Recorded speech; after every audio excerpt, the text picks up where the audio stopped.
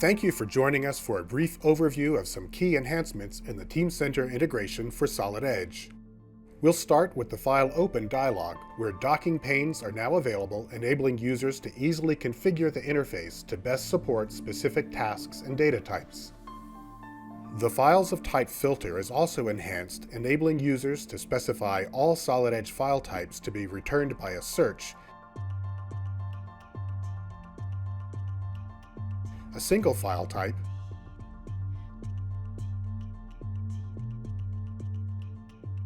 or a combination of specific file types. You can display a thumbnail preview of individual files that you select, including Solid Edge parts, assemblies, and drawings. Additional panes in the File Open dialog provide access to previously saved searches, revision rules, and download options. These options enable users to specify exactly how an assembly will be opened, for example, whether the latest revision of every part should be referenced, and whether simplified representations of certain parts should be used for better performance.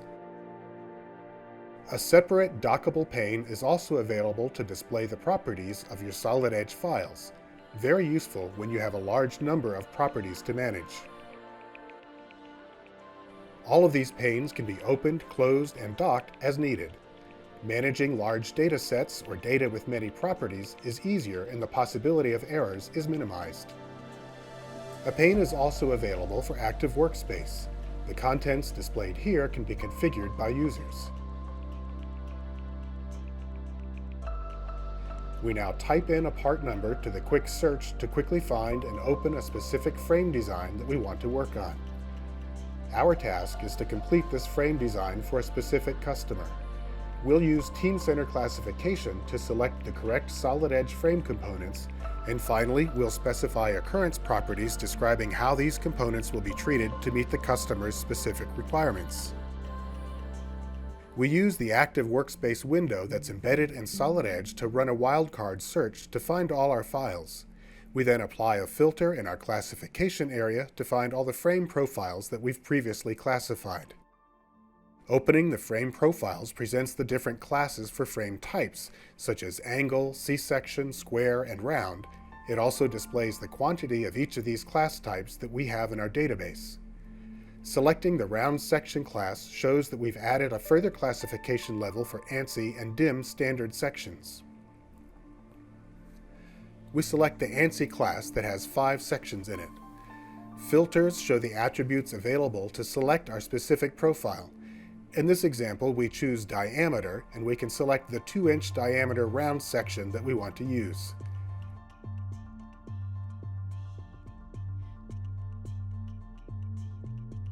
This section can now be placed in our active assembly, as with any valid Solid Edge file selected using Active Workspace.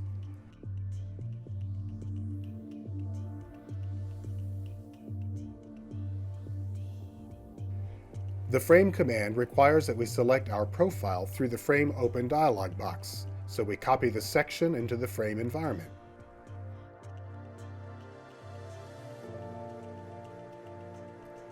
We select the profile that defines the location of the new frame component, and the round tube section is inserted in the correct location.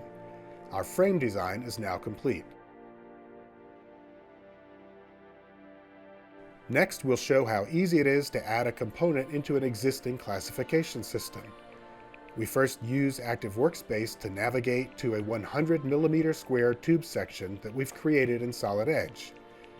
We then select the Classify command and the correct classification for this component, Frame Profiles, Square Tubing, DIN. We then specify attribute values, in this case wall thickness of 10 mm, a section height of 100 mm, and a material.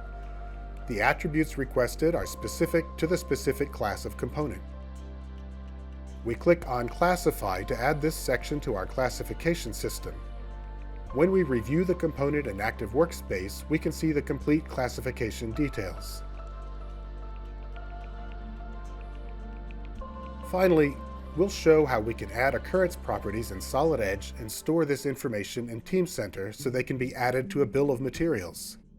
In this example, we want to specify black powder coating on the square tube and blue powder coating on the round tube. The treatment is not specified to the item revision, so it is only applicable to how these components are used in this specific frame assembly.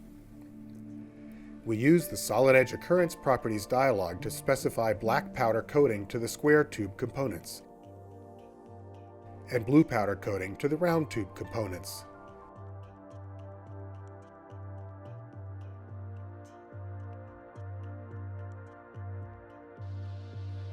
We save the assembly and upload it to Teamcenter.